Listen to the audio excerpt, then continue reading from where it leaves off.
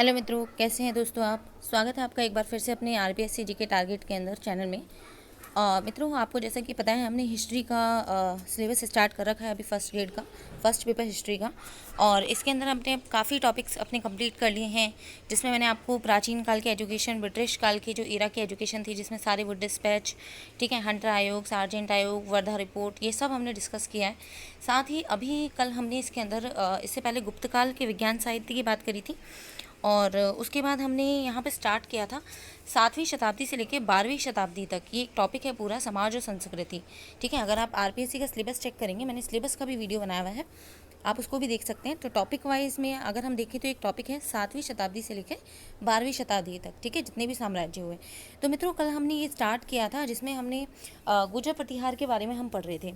और गुर्जर प्रतिहार में मैंने आपको कल नागभट्ट प्रथम पढ़ा दिए थे, वत्सराज पढ़ाए थे, नागभट्ट द्वितीय पढ़ा दिए थे, और फिर उसके बाद मैंने बताए थे रामभद्र के बारे में। ठीक है, एक त्रिपक्षीय संघर्ष की बात हुई थी। अगर आपने कल वाला वीडियो नहीं देखा है तो पहले आप वो वाला वीडियो देखें, क्योंकि ये उसी के आगे का सेकेंड पार्ट है। वो पार्ट 1 था मित्रों, ये पार्ट 2 है। ठीक है, तो हमने कल मिहिर भोज पे एंड किया था और मैंने आपको बताया था मिहिर भोज जो है वो पितृहंता शासक थे, गुर्जर प्रतिहारों के प्रथम पितृहंता शासक थे। मिहिर भोज के जो पिता थे उनका नाम रामभद्र था। इन्होंने अपनी पिता की हत्या कर दी थी और हत्या करके साम्राज्य संभाला था।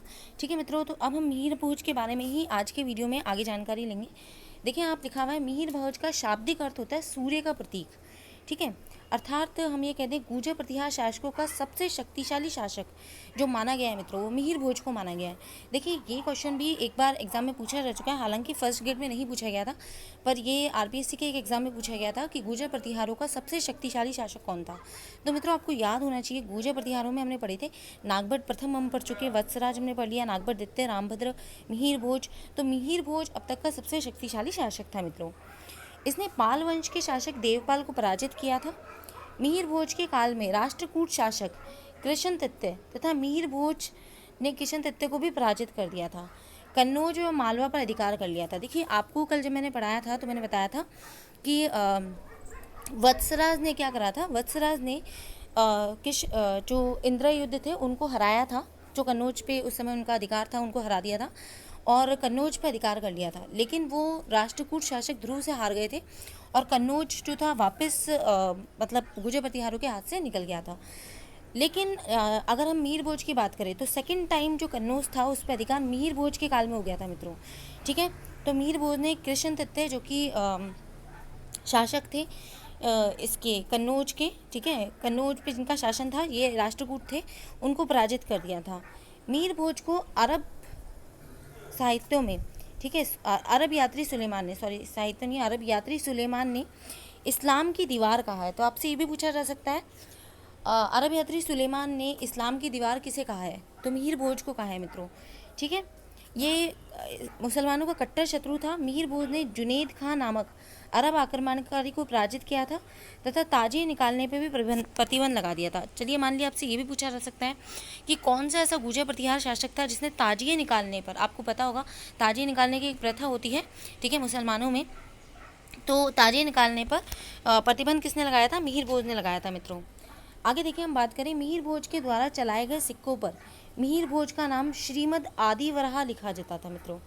ठीक है, तो ध्यान रखें, इनका जो नाम था वो क्या लिखा गया था, श्रीमद आदि वराह लिखा गया था, इन्होंने जो सिक्के चलाए थे। ठीक है मित्रों, ऐसे क्वेश्चंस भी आपसे पूछे जाते हैं। देखिए मित्रों, मैं फिर कहती हूँ, पढ़ते समय एक तो बार बार एक रणनीति बनाइए अपनी। आपने जो पुराना पढ़ा है उससे अपने पढ़े हुए को संबंधित लिंक करने की कोशिश करें। ठीक है, बार बार अपने आप से प्रश्न पूछे कि अब तक आप क्या पढ़ चुके हैं और अब आप क्या पढ़ रहे हैं। आपने पुरानी चीज़ों में क्या पढ़ लिया है और अब आप क्या पढ़ रहे हैं, उन चीज़ों को रिकॉल करते रहिए आपके माइंड में। अपने दिमाग में मानसिक चित्र बनाने की कोशिश करिए मित्रों। बहुत ज़्यादा इंप्रूवमेंट मिलता है जब हम एग्ज़ाम हॉल में बैठे हुए होते हैं, तो वहाँ हमारे पास सिर्फ 3 घंटे होते हैं मित्रों। ठीक है, उसमें काफ़ी वैरायटी ऑफ क्वेश्चन होते हैं, मैथ्स भी होती है, हिस्ट्री भी होती है, ठीक है, और कंफ्यूजिंग क्वेश्चन होते हैं। तो उस समय में आपको मानसिक चित्र काम में आएंगे। मान लीजिए आप कहीं अटक जाएं, आपने 2 मिनट आंखें बंद करी, तो आपको वो चीज़ दिखनी चाहिए। और ये चीज़ कब होगी, जब आप पढ़ेंगे।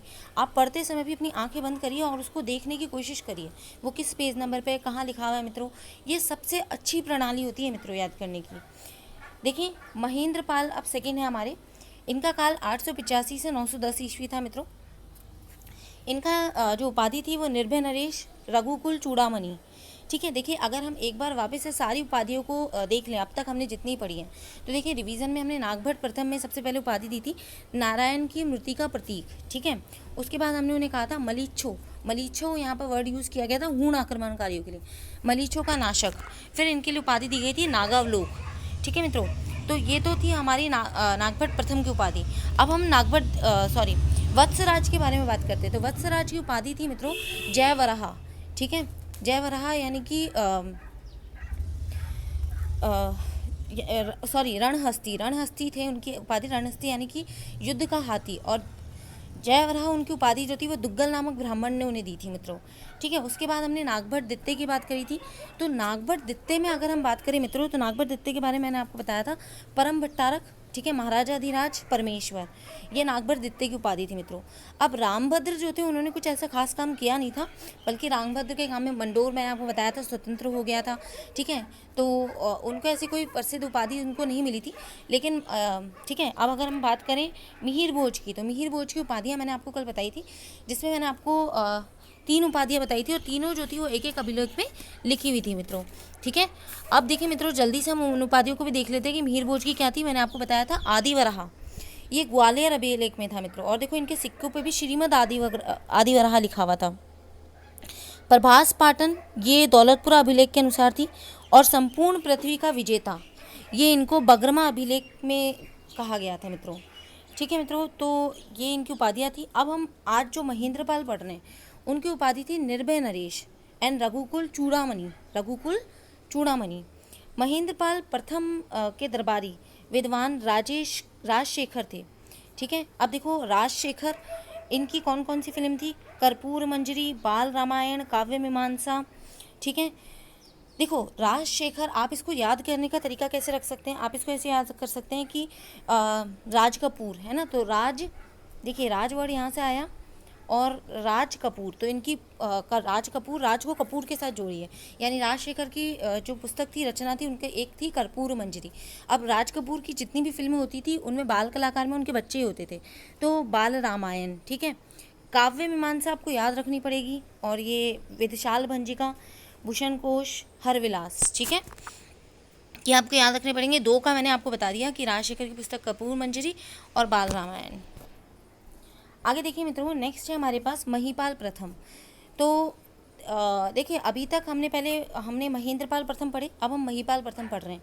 देखिए फिर उपाधि आ गई, हम फिर शुरू से बोलेंगे। तो नागभट्ट प्रथम की उपाधि मैंने आपको बताई थी नागावलोक, नारायण की मूर्ति का प्रतीक, मलीच्छो यानी हूणों का नाशक। उसके बाद हमने बात करी थी वत्सराज की, सेकंड वत्सराज आए थे, उसकी उपाधि मैंने आपको बताई थी रणहस्ती यानी युद्ध का हाथी, और जयवराह दुग्गल नामक ब्राह्मण ने दी थी। फिर हमारे पास नागभट्ट दित्ते आए थे, जिनकी उपाधि थी परमेश्वर, परम भट्टारक, महाराजाधिराज। मैं जल्दी जल्दी बोल रही हूँ क्योंकि रिवीजन चल रहा है। नेक्स्ट अगर हम बात करते हैं मित्रों, तो नागभट्ट दित्ते के बाद रामभद्र आए थे, पर वो इतने खास नहीं थे, इसलिए उनकी कोई उपाधि नहीं थी।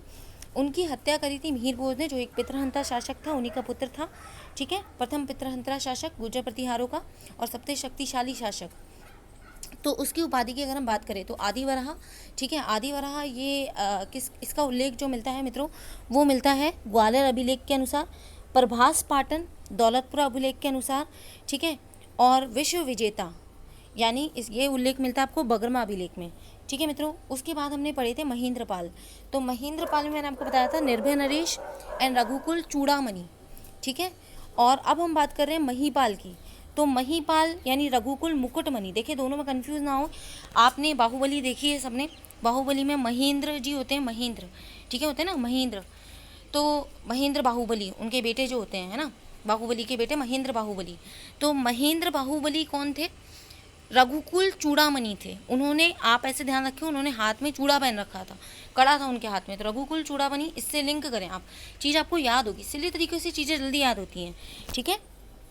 इनकी अगर उपाधि हम देखें महिपाल की, तो आर्यव्रत का महाराजाधिराज, आर्यव्रत का महाराजाधिराज, इससे पहले महाराजाधिराज हमने पढ़ा था नागभट्ट दित्ते में, ठीक है, और रघुकुल मुकुटमणि इनकी उपाधि थी। इसके काल में राष्ट्रकूट शासक इंद्र तित्ते ने कन्नौज पर आक्रमण किया। महिपाल प्रथम ने चंदेल शासकों की सहायता से पुनः कन्नौज पर अधिकार कर लिया था। महिपाल प्रथम के काल में बगदाद निवासी अल मसूदी ने भारत की यात्रा की। अल मसूदी ने गुर्जर प्रतिहारों के क्षेत्र को अल गुर्जर कहा था तथा राजा को बौरा कहा था। देखिए कल मैंने आपको जब शुरू में पढ़ाया था तो मैंने आपको बताया था वेनसांग, ठीक है, ये नागभट्ट प्रथम के काल में आ गए थे और इन्होंने जो गुर्जर प्रतिहार थे उनके क्षेत्रों को कुचेला कहा था, कुचेला, और वहाँ की जो राजधानी थी उसको पीली बोलो कहा था मित्रों। और जबकि अल मसूदी जो थे, जो बगदाद निवासी थे, इन्होंने गुर्जर प्रतिहारों के क्षेत्र को अल गुर्जर कहा और राजा को बौरा कहा। देखिए 1018वीं ईस्वी में महमूद गजनवी के द्वारा कन्नौज पर आक्रमण किया। इस समय रामपाल गुर्जर प्रतिहार शासक था। रामपाल कन्नौज छोड़कर भाग गया। रामपाल के बाद त्रिलोचनपाल गुर्जर प्रतिहार शासक बना। इसे महमूद गजनवी ने पराजित कर दिया। गुर्जर प्रतिहार वंश का अंतिम शासक यशपाल को माना जाता है। ठीक है मित्रों, पर ऐसे कुछ खास इसमें मिलता नहीं है। 11वीं शताब्दी में घेड़वाल वंश ने शासकों ने कन्नौज पर अधिकार किया। तो देखिए मित्रों, यहाँ अगर हम बात करें तो लगभग 11वीं शताब्दी तक इनका अंत हो गया था। यशपाल इनके अंतिम शासक थे। ठीक है मित्रों, क्योंकि 1018वीं ईस्वी के बाद यहाँ पर महमूद गजनवी आना शुरू हो गया था। आज हम मित्रों अपने इस सिलेबस में घेड़वाल वंश भी स्टार्ट कर लेंगे। तो देखिए घेड़वाल वंश में आपको दिख रहा होगा, यहाँ लिखा हुआ है घेड़वाल शासकों का मूल स्थान जो था वो विंध्याचल था मित्रों, और उसके आसपास का क्षेत्र था। अब 11वीं शताब्दी में चंद्रदेव के द्वारा घेड़वाल वंश की नींव रखी गई थी। तो घेड़वाल वंश की नींव किसने रखी थी मित्रों? घेड़वाल वंश की नींव रखी थी चंद्रदेव ने। इस वंश के शासक मदनपाल, गोविंदचंद, जयचंद का नाम तो आप सभी जानते हैं। संयोगिता इसकी पुत्री थी पृथ्वीराज चौहान, जो कि इनको भगा के ले गए थे, स्वयंवर किया था इनके साथ। अब देखें गोविंद चंद्र की बात करते हैं तो 1115 से 1155 इनका काल रहता है गोविंद चंद्र का। इनकी उपाधि क्या थी मित्रों? विविध विद्याचर वाचपति। लक्ष्मीधर इनके मंत्री थे और लक्ष्मीधर की रचना थी कृत्य कल्पतरु। देखिए रचनाओं पे एक क्वेश्चन 100% आता है और उपाधियों पे भी एक क्वेश्चन आ जाता है 100%। तो आप याद रखें इनकी उपाधि क्या थी? गोविंद चंद्र की विविध विद्याचर वाचपति। लक्ष्मीधर इनके मंत्री हुआ करते थे और उन्होंने की रचना थी कृत्य कल्पतरु। वैसे भी आपको याद है लक्ष्मी जहाँ पर होगी वहाँ तो कल्पतरु होगा ही होगा, है ना? तो लक्ष्मी जहाँ होगी वहाँ कल्पतरु होगा, ऐसे ध्यान रख लें। गोविंद चंद्र के मंत्री का नाम लक्ष्मीधर था। लक्ष्मीधर के द्वारा कृत्य कल्पतरु नामक पुस्तक की रचना की गई थी मित्रों। अब देखिए उसके बाद हम बात करते हैं जयचंद की। ज़्यादा हमने डिटेल नहीं पढ़ी। देखिए मैंने आपको बताया चंद्रदेव ने स्थापित किया, फिर मदनपाल, गोविंद चंद और जयचंद। अब हम लास्ट पे बात कर रहे हैं जयचंद पे। ये घेड़वाल वंश के अंतिम शासक माने जाते हैं। जयचंद के दरबारी विद्वान श्री हर्ष थे। श्री हर्ष के द्वारा नैषध चरित्र व खंडन काव्य नामक पुस्तकों की रचना की गई थी। देखिए खंड काव्य हमने कालिदास में भी पढ़ा था, पर वो खंड काव्य था, यहाँ खंडन काव्य था मित्रों। ठीक है, चंदावर का युद्ध लड़ा था इन्होंने, आपको अच्छी तरीके से पता है, 1104 में। ये मोहम्मद 1104 नहीं 1194, सॉरी मित्रों, यह जयचंद के मध्य हुआ था, जिसमें गौरी की विजय हो गई थी और जयचंद हार गए थे मित्रों। इसी के साथ अगर हम बात करें तो घेड़वाल वंश का भी अंत हो गया था। देखिए एक फ्लो चार्ट हम देख लेते हैं कि हमने क्या पढ़ा। 1170 से 1194 तक जयचंद आए, ये अंतिम शासक थे, ये हमारे लिए इंपॉर्टेंट है, इनके बारे में ज़्यादा पूछा जाता है। दरबारी कवि श्री हर्ष थे इनकी, जिनकी पुस्तक थी नैषध चरित और खंडन काव्य। चंदावर का युद्ध 1194 में मोहम्मद गौरी वर्सेस जयचंद, विजय किसकी हुई थी? मोहम्मद गौरी की। ठीक है मित्रों, तो दोस्तों ये आज का वीडियो था। अगर आपको वीडियो पसंद आए तो लाइक ज़रूर करें, सब्सक्राइब कर लें, पुराने वीडियो को देख लें। मैं डिस्क्रिप्शन बॉक्स में उसका लिंक दे दूँगी। टेलीग्राम चैनल का लिंक भी मैं डिस्क्रिप्शन बॉक्स में डालूंगी, जिसे आप ज्वाइन कर सकते हैं। ठीक है मित्रों, और ज़्यादा से ज़्यादा शेयर करें। धन्यवाद।